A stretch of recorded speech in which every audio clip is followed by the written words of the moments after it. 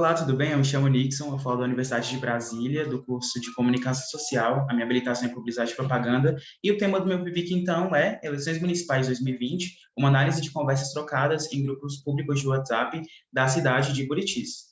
E para introduzir, então, a cidade de Buritis é uma pequena cidadezinha em Minas Gerais, que fica ali mais ou menos perto do Goiás, né? E é, a ideia, então, é a gente conseguir trabalhar, então, e entender a influência, né, do WhatsApp durante esse período das eleições municipais, tanto na propagação de informações, seja elas verídicas ou fake news, mas também sobre como o WhatsApp ele serve de um instrumento estratégico, né, para fazer com que os candidatos, né, juntamente com seus eleitores, eles se movimentem para conseguir mais votos, também conseguir a própria eleição desse candidato. A metodologia utilizada, então, foi a etnografia virtual entre os participantes desses três grupos, sendo dois políticos e de utilidades. Porém, o grupo de utilidades, a gente acabou optando por não continuar ele, porque menos de 10% das mensagens trocadas eram mensagens relacionadas à política, então a gente focou nos outros dois grupos políticos, sendo que esses dois grupos, cada um deles era de organização de um candidato específico. Então, no caso, a gente analisou dois grupos de dois candidatos.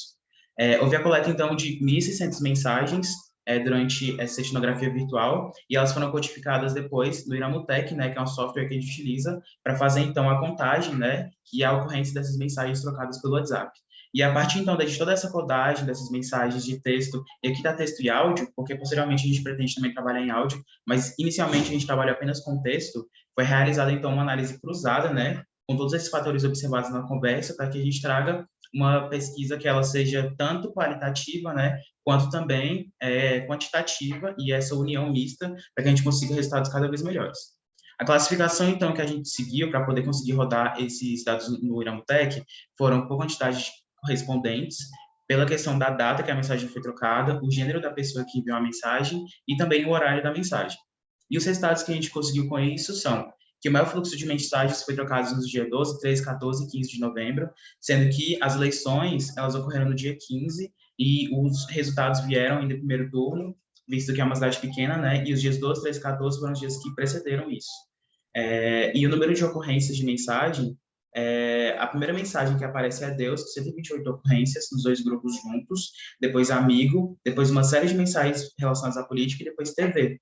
E a gente pode observar que uma recorrência muito grande de mensagem de incentivo ao grupo, com a palavra amigo, e quando a gente vê as outras mensagens também enviadas, aparecem várias outras mensagens, como não vamos parar, e mensagens também que dão força a essa ideia de união, de equipe, influência da fé na política, porque vocês podem observar que Deus aparece em primeiro lugar com 128 ocorrências, e não houve nenhuma alusão a mídias sociais, né, que a gente utiliza hoje em dia, nas mensagens de texto, e apenas a palavra TV ali que aparece como mídia tradicional. E mais resultados disso é que o WhatsApp, em muitos momentos, ele serviu como uma ferramenta secundária nessa organização política, porque, por ser uma cidade interiorana, o contato face a face era muito mais alto, e também porque muitas vezes as pessoas iam se encontrar umas das outras na própria porta de casa, onde pegavam a bicicleta e iam para a praça, para outros mutirões. Houve também o aparecimento de superposters, né, em suas influências na organização dos grupos. E o que são superposters? São pessoas que enviaram muitas mensagens e elas guiavam basicamente as estratégias que seriam tomadas. E, em média, mais 50% das mensagens trocadas foram de superposters. Uma conclusão que a gente consegue observar aqui é que cada grupo se organiza da sua maneira. Então, o grupo do Wagner Máximo, o foco era na candidatura dele a vereador, porém era independentemente do voto a prefeito. Já no Flávio Galvão, o foco foi na candidatura dele, mas também ao Dr. Kenny como prefeito. E aqui a gente pode observar que os dois candidatos, eles são da mesma coligação, porém eles tiveram estratégias diferentes sobre como lidar. Ao final, o Flávio Galvão ganhou as eleições e o Wagner Máximo perdeu. E o Flávio Galvão, inclusive, foi em primeiro lugar nas eleições.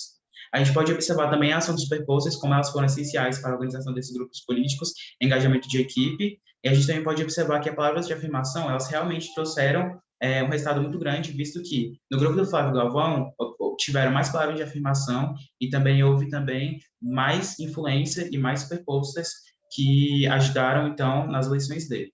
E mais, para uma análise mais aprofundada, seria importante a gente confrontar, então, as interações online e offline, visto que muitos desses eventos, né, foram realizados de uma maneira que vai perpassar, né, os das redes sociais. Então, o ideal seria a gente conseguir fazer uma análise aí do que é online e offline, para que a gente conseguisse resultados que fossem mais completos.